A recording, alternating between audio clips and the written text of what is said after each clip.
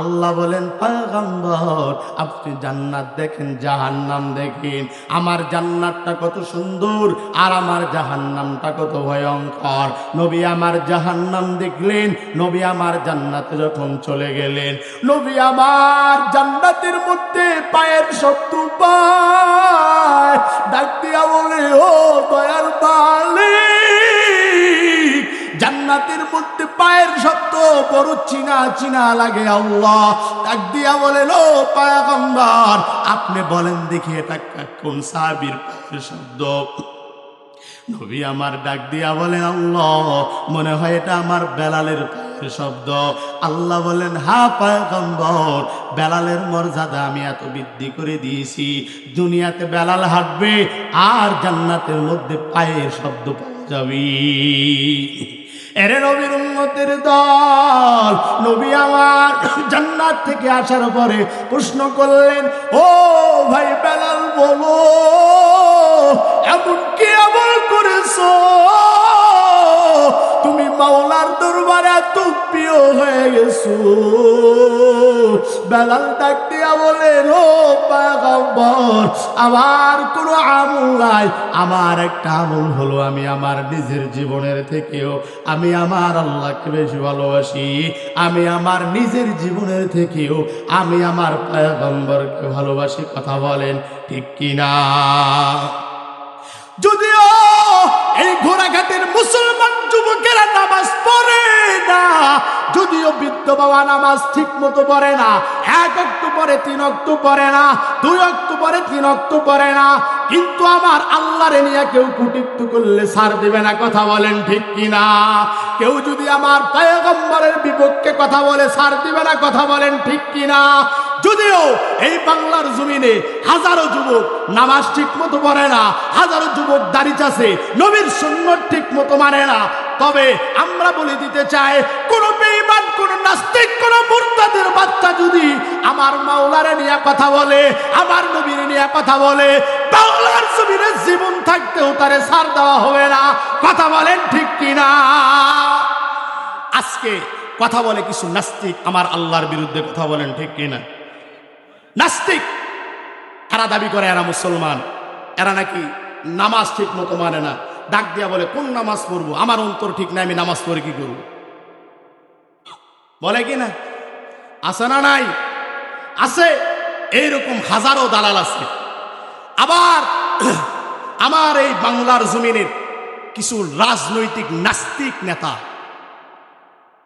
এরা শেখ হাসিনার থেকেও বেশি খারাপ, এরা ফেরাউনের থেকেও খারাপ।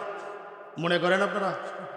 হ্যাঁ, এই ফেরাউন নিজেকে আনা রব্বুকুমুল আলা বলে দাবি করছে।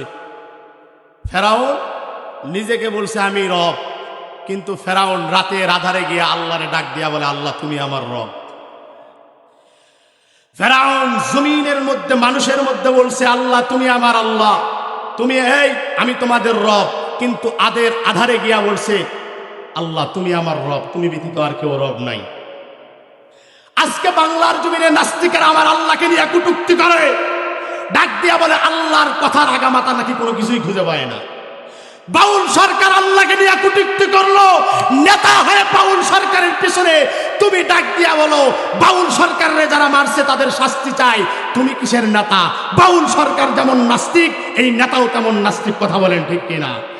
পরিষ্কার ভাষায় কথা বলতে চাই, যারা আমার আল্লাহকে নিয়ে কটূক্তি করবে, পরিষ্কার ভাষায় কথা বলতে চাই, যারা আমার নবীকে নিয়ে কটূক্তি করবে, পরিষ্কার ভাষায় কথা বলতে চাই, যারা ইসলামকে নিয়ে ষড়যন্ত্র করবে, শেখ হাসিনার মতো আবারও বাংলার জমিনে যারা ইসলামকে নিয়ে ষড়যন্ত্র করবে, যারা শেখ হাসিনার মতো আবারও কোরআনের মাহফিলের মঞ্চে যারা বাধা দিবে, বাংলার জমিনে তাওহীদি মুসলমানদের এক ফোঁটা রক্ত থাকা বিন্দু তাদেরকে বাংলার জমিনে ছাড় দেওয়া হবে না। কথা বলেন ঠিক কিনা?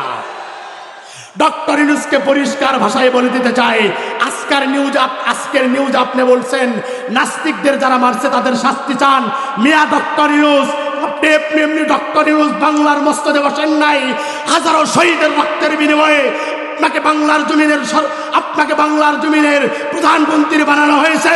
মিয়া ডক্টর ইউনূস আপনি এমনি এমনি বিদেশ থেকে আসেন নাই। শেখ হাসিনা 17 বছর শাসন করছে, আপনি আসতে পারেন নাই। আপনাকে নীল নদে চুবাইয়া মারার কথা বলছিল, ওই টেকনাফের সমুদ্রের মধ্যে আপনাকে চুবাইয়া মারার কথা বলছিল, আপনি আসতে পারেন নাই। আপনাকে হাজারো শহীদের রক্তের বিনিময়ে আপনাকে বাংলাদেশের সরকার বানানো হয়েছে নাস্তিকদের পক্ষপাতী করার জন্য না, কথা বলেন ঠিক কিনা? ডক্টর ইউনূস, আপনাকে বাংলার মসজিদে বসা হয়েছে নাস্তিকদের পক্ষপাতিত্ব করার জন্য না, কোন দলের দালালি করার জন্য না। আমার শহীদ ভাইয়েরা চোখ হারাইছেন, আমার শহীদ ভাইয়েরা কত ভাই কত মায়ের বুক খালি হয়েছে, আপনি তাদের দিকে না দেখিয়া কোন এক দলের দিকে আপনি ইঙ্গিত দেন, আপনি মনে করেন আপনিও বাঁচতে পারবেন না। শেখ হাসিনা তো ভারতের জমিনে গিয়া বাইসা গেছে, আপনি বাংলাদেশ থেকে পার পালাইতে পারবেন না। ভাইয়েরা আমার, কথা আমাদের পরিষ্কার, আমরা আওয়ামী লীগ বুঝি না। কথা আমাদের পরিষ্কার, আমরা বিএনপি বুঝি না। কথা আমার পরিষ্কার, আমি জামাত বুঝি না। আমার আল্লাহর বিরুদ্ধে যদি বিএনপি কথা বলে, বিএনপির খবর আছে, কথা বলেন ঠিক কিনা? আমার আল্লাহর বিরুদ্ধে যদি জামাত কথা বলে, জামাতেরও খবর আছে। আর আওয়ামী লীগ বললে তো কোনো গোনার টাইমই নেই, কথা বলেন ঠিক কিনা? ভাইয়েরা আমার, কথা এক নাম্বার পরিষ্কার, আমার বাবা যদি ইসলামের বিরুদ্ধে যায়, আমি আমার বাবার বিরুদ্ধে অবস্থান নেব, কথা বলেন ঠিক কিনা?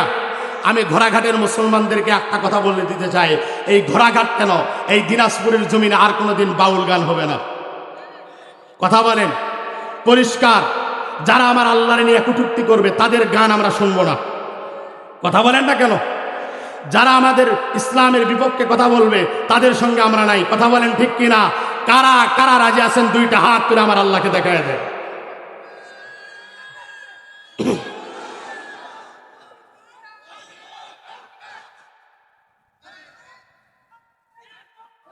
ভাইয়েরা আমার, কথা ক্লিয়ার কথা, আমার কথা কোনো অপরিষ্কার কথা না। এটা আমার বাবার বিরুদ্ধে গেল নাকি আওয়ামী লীগের বিরুদ্ধে গেল নাকি বিএনপির বিরুদ্ধে গেল নাকি জামাতের বিরুদ্ধে গেল, এটা আমার দেখার বিষয় না। কথা হলো কোরআনের বিপক্ষে কথা বলবেন তো কুত্তার মতো জিব্বা টানি ছিঁড়ে ফেলে দেওয়া হবে জমিনের মধ্যে, কথা বলেন ঠিক কিনা? আপনি আওয়ামী লীগের নেতা হয়েছেন না বিএনপির মির্জা ফখরুল হয়েছেন, ওটা আপনার দেখার বিষয় না। আপনি কোরআনের বিরুদ্ধে কথা বলবেন তো কুত্তার মতো গলায় পাড়া দিয়ে আপনার জিব্বা ছিঁড়ে ফেলে দেওয়া হবে, কথা বলেন ঠিক কিনা? আমাদের কথা পরিষ্কার, আমরা মুসলমানের ঘরের সন্তান, আমরা খালেদ বিন ওলীদের সন্তান, আমরা উত্তরসূরি তাদের, কথা বলেন ঠিক কিনা? আমরা উমরের মতো ইমানদার, উমরের কাছে যেমন নাস্তিকদের টাইম ছিল না, বেঈমানদের যেমন টাইম ছিল না। আমরা মুসলমান মসজিদে না যাইতে পারি, আমরা মুসলমান রমজানে ঠিকমতো রোজা না রাখতে পারি, আমরা ঠিকমতো হজ করতে না পারি, জাকাত দিতে না পারি, তবে আমাদের কলিজার ভিতর আমাদের আল্লাহর নবীর মহাব্বত এবং আল্লাহর মহাব্বত আমার কলিজার মধ্যে আমার বাবের থেকেও বেশি, কথা বলেন ঠিক কিনা? ভাইরা আমার, এই জন্য কথা একবারে পরিষ্কার, আমরা এই সমাজের মধ্যে, আমরা এই ঘোড়াঘাটের মধ্যে আর কোনোদিন বাউল গান হতে দিব না।